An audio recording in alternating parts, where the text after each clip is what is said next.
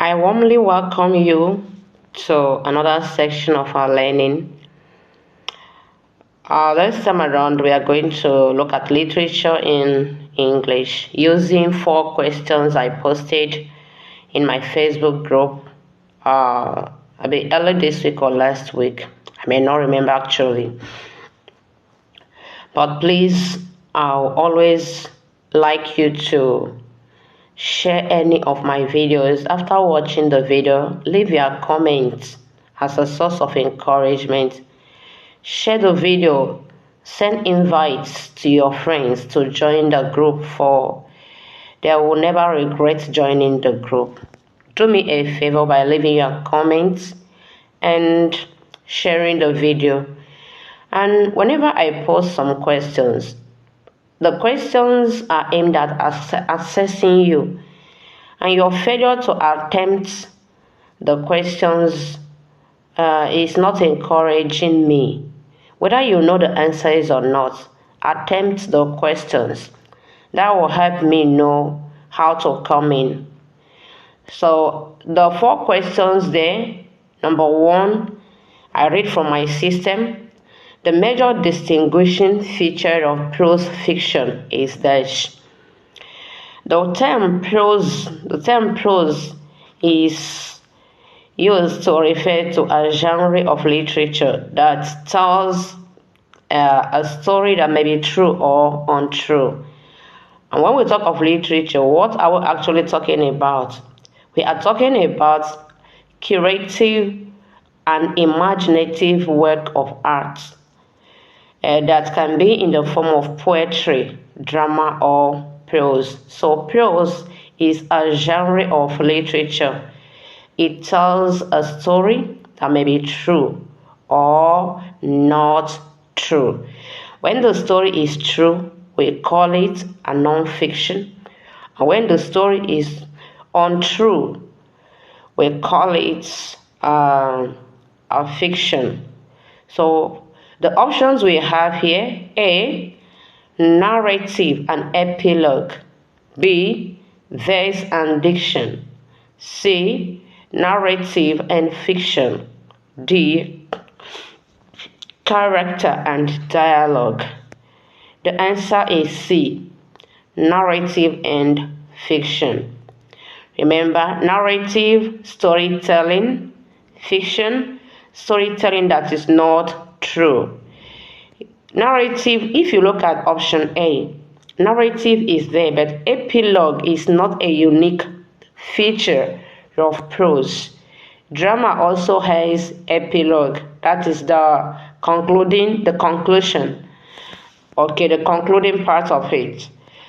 Verse is unique to poetry. Diction is there in prose, drama, and poetry.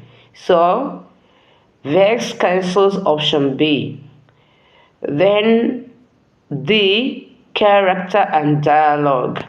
Dialogue is a unique feature of drama. So the option C is the most appropriate answer to this question.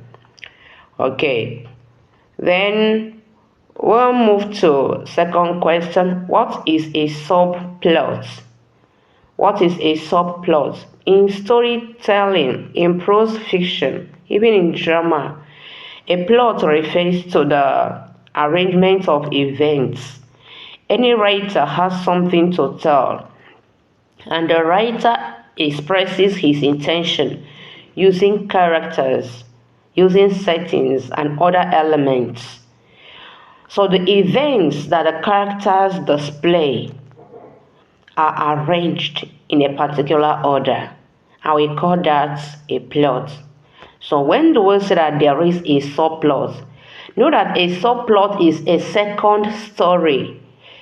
A subplot is a second story that is complete and interesting on its own, but it is integrated into the main plot in such a way that it forms a part of the main story. So we call such a subplot. Simply put, a story inside the main story. So we have option A, A separate story running parallel to the main one. B. A storyline which is not good enough. C. A storyline that does not turn out the way you expected it. D. A storyline that ends inconclusively. The option is A. A separate story running parallel to the main one.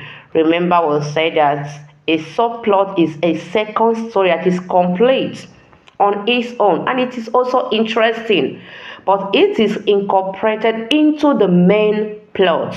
So the correct option is option A, a separate story running parallel to the main one. The question 3, epistolary novel is conveyed entirely by dash.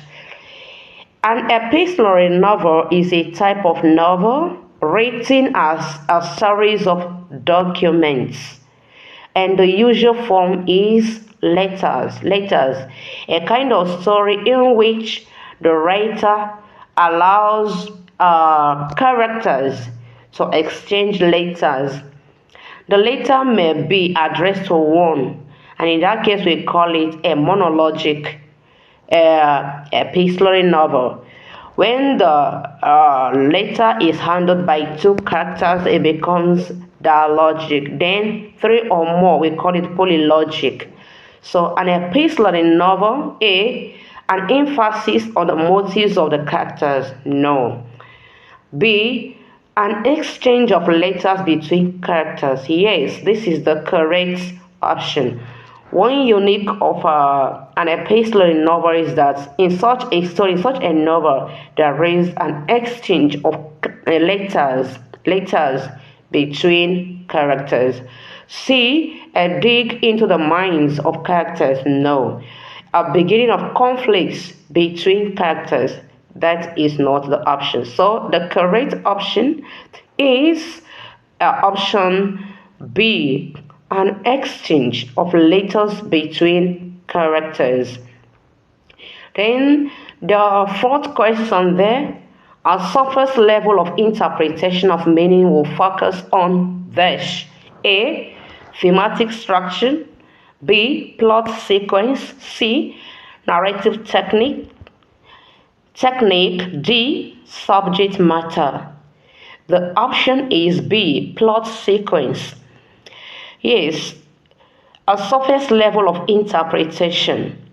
In literature, or even in the English language, we have what we call deep meaning and surface meaning, or we can call it connotative meaning and denotative meaning. Denotative meaning is just the ordinary meaning, the dictionary meaning of a word, while connotative is the underlying meaning.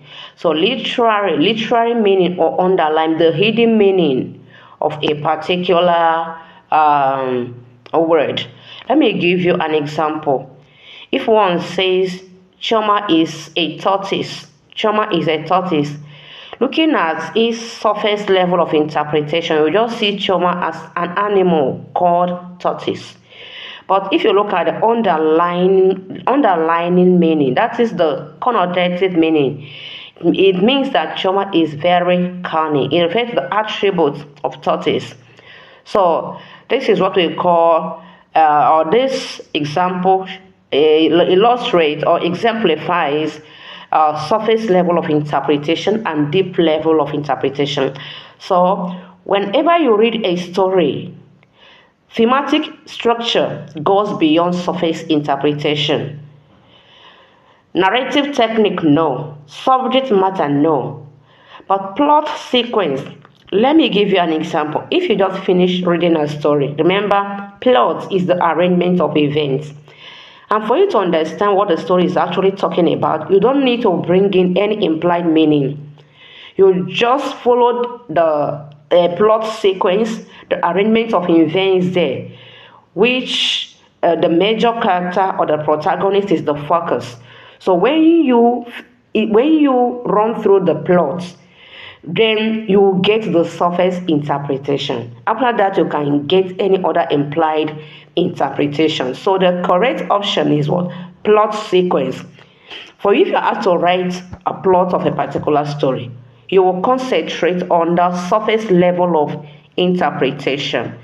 I hope you will find this useful and helpful. For those of you that attempted the questions, I was impressed. Many of you got it. Was just only, I think, only this surface level of interpretation that some of you, or almost all of you, failed.